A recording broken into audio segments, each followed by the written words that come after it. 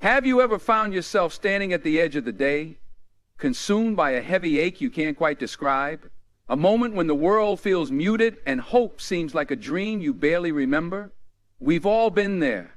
We've all felt that lonely chill when sadness creeps into our hearts, threatening to overshadow every joy we once held dear.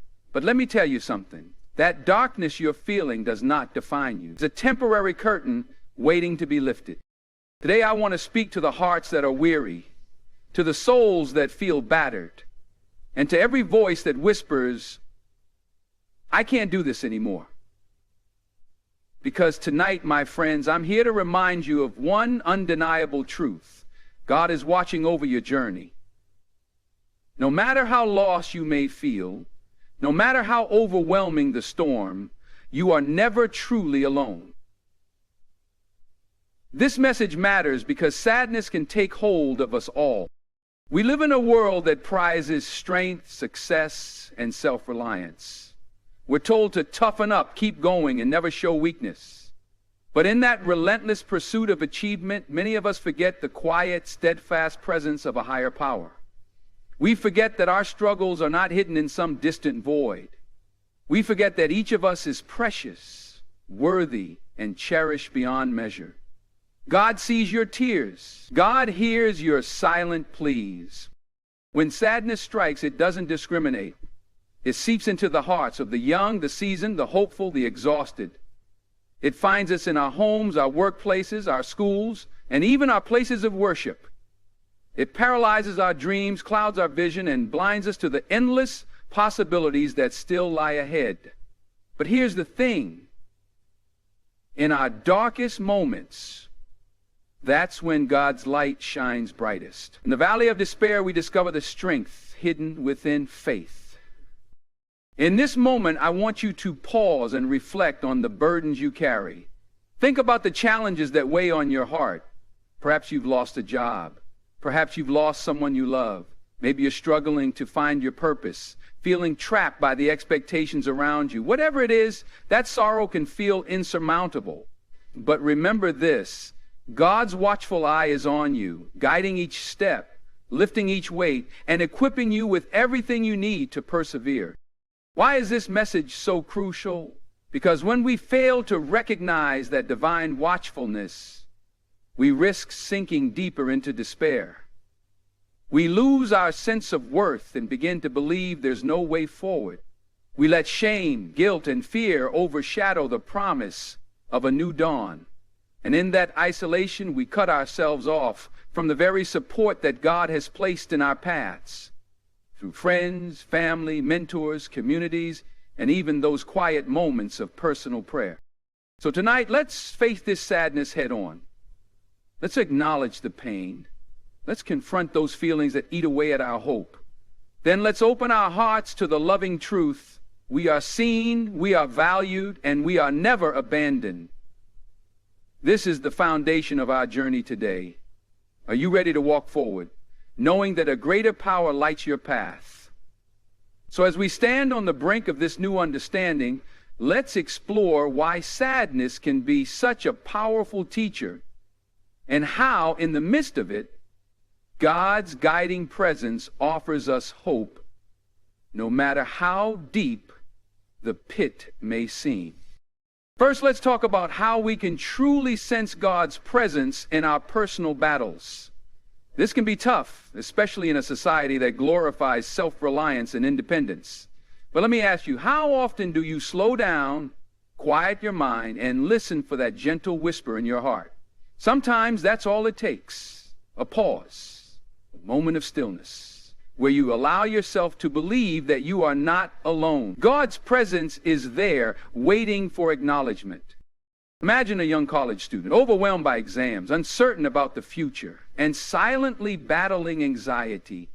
Every day feels like a race against the clock, with an unrelenting pressure to excel. In that lonely dorm room, the student might forget to seek solace in prayer or simple reflection. By failing to acknowledge God's comfort, they sink deeper into stress. But the instant they pause and reach out, just a few words whispered into the quiet, peace can descend like a soothing balm. Now picture a single mother holding her family together with every ounce of strength she has. Bills pile up, children need attention, and she barely has time to breathe. She might wonder, is anyone watching? Does anyone see what I'm going through? That's where this truth becomes vital. God sees. In one moment of overwhelming desperation, she prays, finds an unexpected opportunity for a better paying job, or even experiences a friend's timely act of kindness. These aren't coincidences, they're divine reminders. In my own career, I've seen entire communities or businesses stand on the brink of collapse. Consider a small company that faces financial hardships, a discouraged workforce, and shifting market demands. People might feel hopeless, thinking they're doomed to fail. But I have witnessed firsthand how faith combined with action can move mountains. When team members unite in prayer or focused reflection, seeking not just their own gain, but the welfare of the entire group, doors suddenly open. That is God at work. The danger lies in ignoring these moments of divine intervention. When we brush off blessings as mere chance, when we refuse to see the guiding hand behind our breakthroughs, we lose the chance to deepen our faith. We become trapped in a cycle of cynicism, disillusionment, and a relentless need to control every outcome. And in that futile pursuit of absolute control, sadness grows, fueled by the false belief that we have to figure it all out on our own. So how do we recognize God's presence? We begin by cultivating stillness. Start small. Set aside a few minutes each day for quiet reflection or prayer. Notice moments of unexplainable grace or the right conversation at just the right time. These are more than coincidences. They're brushstrokes of a grand design. The more you acknowledge them, the clearer they become, and the more anchored your faith grows. Finally, let this awareness anchor your heart. When doubt creeps in, remind yourself that you are part of something far greater than what your eyes can see. God's presence is not a distant privilege reserved for the pious. It's for everyone. Young students, weary parents, entire communities yearning for hope. You only need to say, I believe. Once you do, you carry yourself differently, not because challenges vanish, but because your perspective. Embrace this truth. Let it fuel your hope. When you accept that God is indeed watching, you step into each day with renewed courage. You begin to see doors that were once invisible. And that, my friends, leads us into our next exploration, turning faith into actionable steps that conquer sadness rather than letting it conquer you. Next, I want to address the importance of pairing our faith with bold, unwavering action. It's one thing to believe that God is watching. It's another to take steps in alignment with that belief. Too often we remain stuck in sorrow, hoping for a miracle, yet never moving forward. Our hearts might cling to a promise, but our feet stay planted in doubt. Faith without action is hope left unrealized.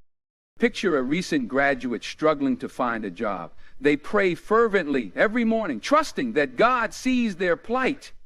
Yet they never send out more applications or learn new skills. Their faith becomes static and despair seeps in. Contrast that with another individual who also prays each day, but then actively researches companies, networks with professionals, and refines their resume. When the door of opportunity finally opens, it isn't just faith at play. It's faith combined with proactive determination. Consider a family facing relational strife. They might gather for evening prayers, asking God to heal their household. But if they never communicate openly, never seek counseling, never forgive past hurts, those prayers remain words on the wind. On the other hand, families that pair prayer with honest dialogue and genuine acts of love lay solid groundwork for transformation. God honors the heart that calls out for help, but He also places the responsibility on us to act on the guidance we receive. In a community context, I've seen neighborhoods torn apart by conflict. People bow their heads, hoping for peace. But do they reach out to bridge divides? Do they volunteer, attend local meetings, or collaborate on service projects?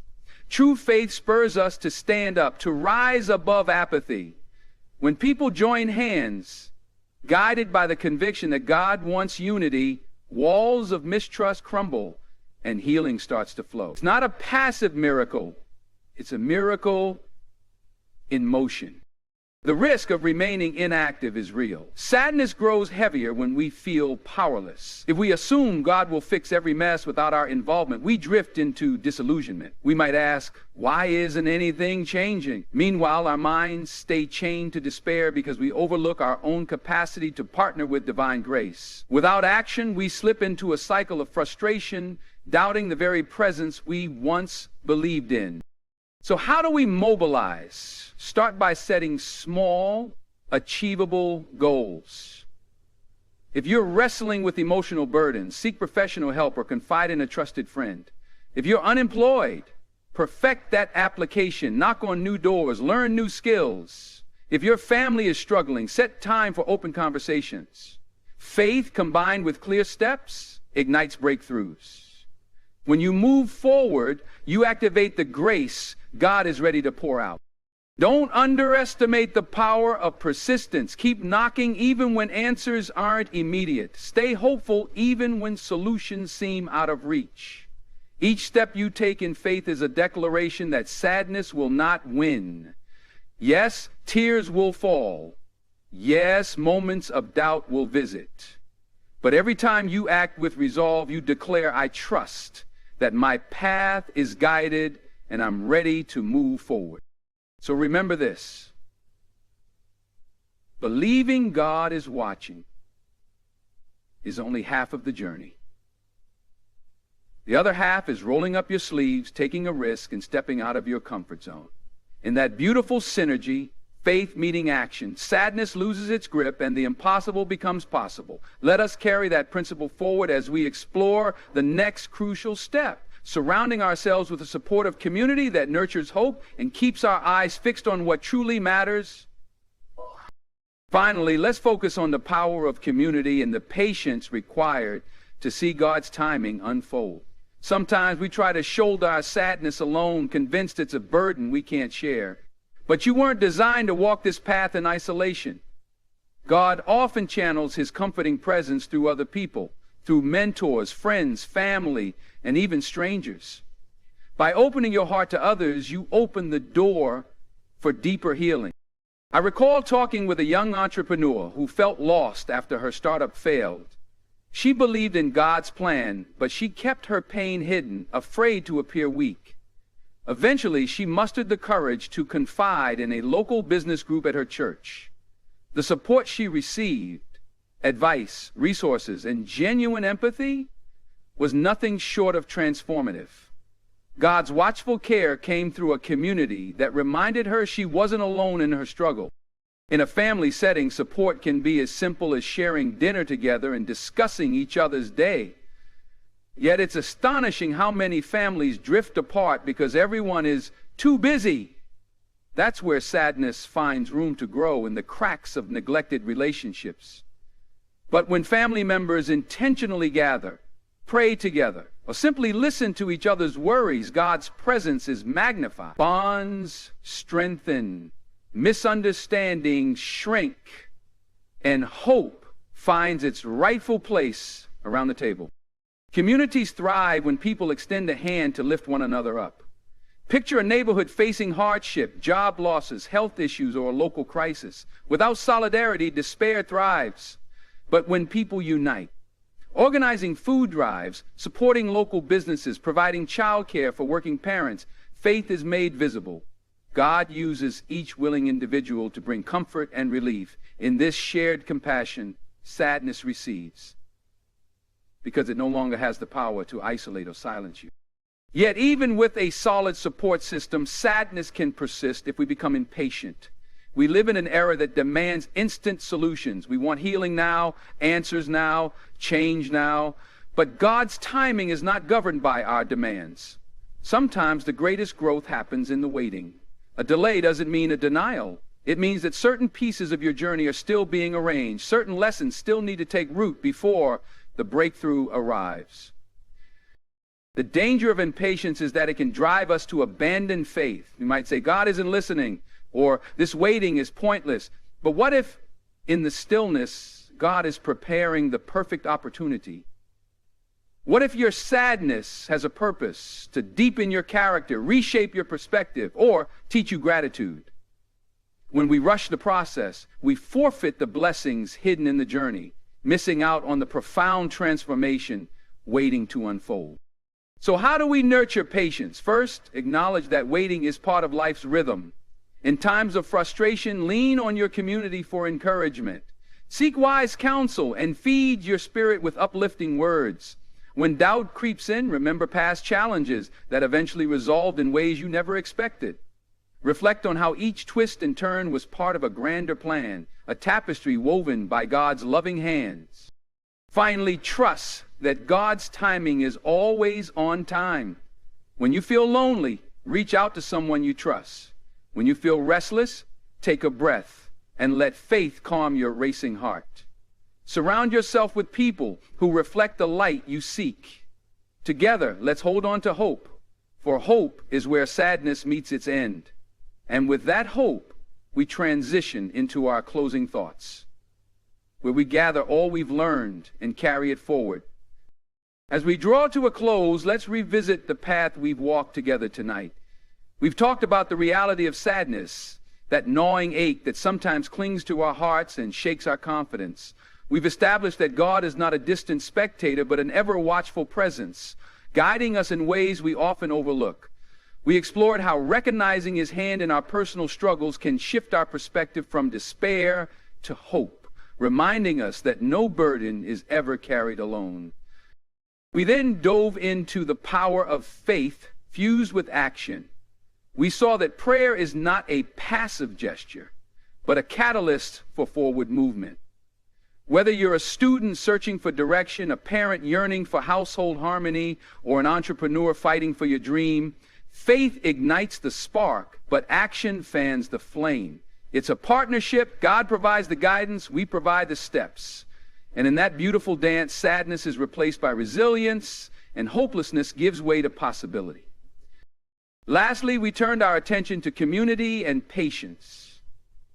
We recognize that sadness grows in isolation, but when we open ourselves to the support of others, we tap into one of God's greatest gifts, human connection.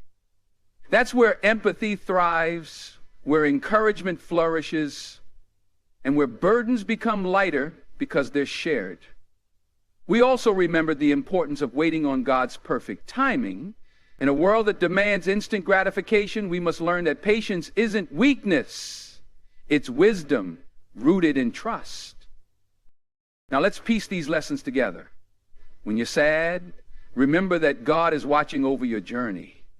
Recognize His presence by quieting your mind and acknowledging those moments of grace that defy coincidence. Don't stop there. Act with courage. Knock on doors. Mend relationships. Pursue the dreams He's placed on your heart. Then build or nurture a network of support that keeps you grounded. Surround yourself with people who remind you of hope and push you to wait on God's timing even when it's hard. These steps aren't mere suggestions. They are life-giving disciplines that can carry you through the darkest valleys. Yet none of this means your sadness will vanish overnight. It means you will have the tools to wrestle with it, to keep moving forward in spite of it. God never promised a life devoid of trials. He promised that if we trust Him, these trials will shape our character, strengthen our resolve, and ultimately draw us closer to Him. You may ask, where do I begin? Begin right where you are, right now. Embrace the power of a simple prayer, an honest conversation, or a gentle act of kindness. It doesn't need to be grand or dramatic. It only needs to be genuine. Tell someone you trust what you're going through. Seek wisdom in Scripture or uplifting words. Reach out to that family member you've been estranged from. Offer your time and talents to a cause bigger than yourself. Let each action reflect your faith. And as you step forward, expect setbacks. Expect moments when the sadness tries to creep back in, whispering that maybe, just maybe, nothing has changed. That's when you stand firm in your convictions. That's when you remind yourself that faith isn't about seeing immediate results. It's about walking, even when the horizon is unclear, trusting that the dawn will break. Each time you persevere, you grow. Each time you endure, you strengthen the foundation of hope that can never be taken away. Look at the stories we shared. The anxious student, the overwhelmed single parent, the struggling entrepreneur, and the neighborhoods on the brink. In each scenario, sadness was real, but the antidote was found in faith, action, community, and patience. The student prayed and took bold steps. The mother found help in unexpected places. The community united to heal. These aren't fairy tales. They are living proof of what happens when we trust God and stand together. Whenever you doubt, reflect on these examples. Let them fuel your own belief that nothing is beyond redemption. With God in the picture, broken dreams can be rebuilt and fractured hearts can be mended. Sometimes we fall into a trap of thinking our story is an exception, that our pain is unique and no one can possibly understand. But that's precisely why community matters. Because when we share our stories, we find echoes of our own struggles and we discover we truly aren't alone. So I challenge you, share your truth. Allow yourself to say, I'm hurting, but I won't give in. Ask for help when you need it. Invest your energy in others. Remain open to God's voice in your circumstances. That's how we defeat sadness. By shining light on the shadows and letting hope flourish. Choose to believe you are seen, known, and loved. It starts with a single decision: to stand firm, to reach out, and to keep faith alive. Before we part, I invite you to a call of action. This isn't about empty words. It's about tangible steps. Write down one area in your life that's causing you sadness. Then write one concrete action you will take this week to confront it. Maybe it's scheduling that long postponed therapy session, or reaching out to a spiritual leader, or even offering an apology you've been hesitant to give. Take that step in faith.